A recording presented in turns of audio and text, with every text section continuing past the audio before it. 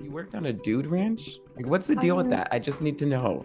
Yes, I'm so happy you brought this up. This is no exaggeration, the highlight of my life so far. It Oh, wow. was Besides so this, good. it's fine. Yeah, Okay. obviously besides this. I mean, close second really, but um yeah, what do you want to know? I could talk about it forever. Just So, okay, so you'll is have it to a stop me. family thing? Just how did you get into this? Was it when you were young? Are you still kind of involved? I have so many questions. Yeah, okay. So, we had a family friend go to a dude ranch in Colorado and they came back and they're like, "Oh my gosh, it's so fun. You guys should totally go."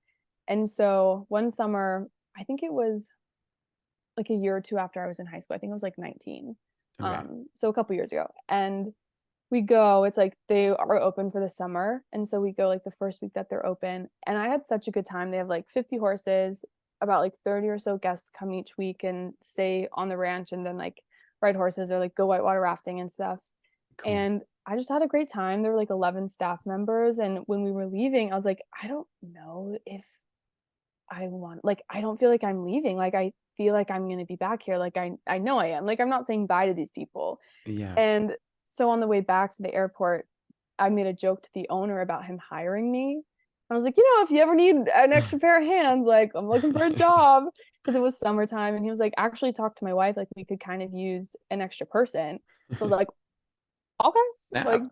Yeah. typed her a little email and I drove back out 2 weeks later and worked there for the whole summer Wow. and it was crazy. And it's so interesting to like talk about kindness and to me like acting like a servant because when I was speaking with Sue, the owner, she had like a conversation with a bunch of people about whether or not they want to have me brought on because like you work for tips and so it's like do you want to split up your tips or you get paid too but like you also get tips anyway. Mhm. She had asked people if they wanted extra help or not and it was so curious coming because I didn't know they had that conversation Mm. and some people were like no like she's an actor I don't think she's gonna work hard or like I sure we'd like love the extra help she was super fun to work with but she said something to me and she said one of the reasons why I was open to bringing you back was because even as a guest like if people were cleaning up you would offer to clean up or you would like help out and Oh. automatically I knew that like you would be someone good to like bring onto the team.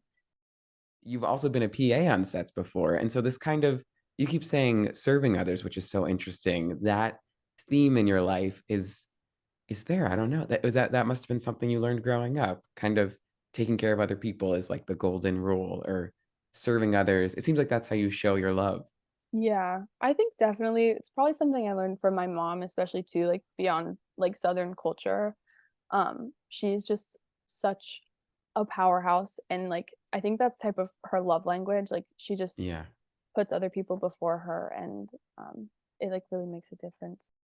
But I'm Yeah. wondering for you, being a PA on different sets, it can just be such a difficult and weird environment at times. Was there Hmm. something that you kind of took away from that experience that you feel like translate to you now being on the call sheet as an actor and dealing with the crew? For me, being an actor on set prior to working as a PA, I just didn't know what was expected of me. Like in acting class, they teach you how to act, but Yeah. it's like, what's NAD? Like, what's base camp? Where am I going? Am I supposed to give someone my food order? Like, that seems a little like, is that Yeah. normal? And so after PAing and just understanding how set is run and like the expectations everyone has, and also just knowing that like people don't about you. Like, do your job, don't freak out. Like, it's not like everyone's paying attention to you all the time. Yeah. Everyone's doing their own thing. I think that that was really helpful. And just getting used to being on different sets as a PA, I day played a lot. And so it was always be scary to like come onto a new crew and like not know anyone and like try to understand how each set is run differently and the Mm. expectations that are held. But I think it just makes you easily adaptable and friendly with people and learn how to Yeah. work as a team even if you don't have that structure. If we could just end our time together by you sharing Yeah. a tangible kindness tip, or it can be like a mantra that you think listeners should incorporate into their Mm. day.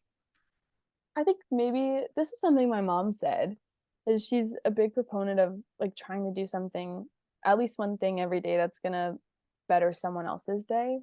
Mhm. And I think that's so broad, but it can really mean anything and look like anything. So maybe that. That's really sweet. Do you have a favorite way to make someone's day?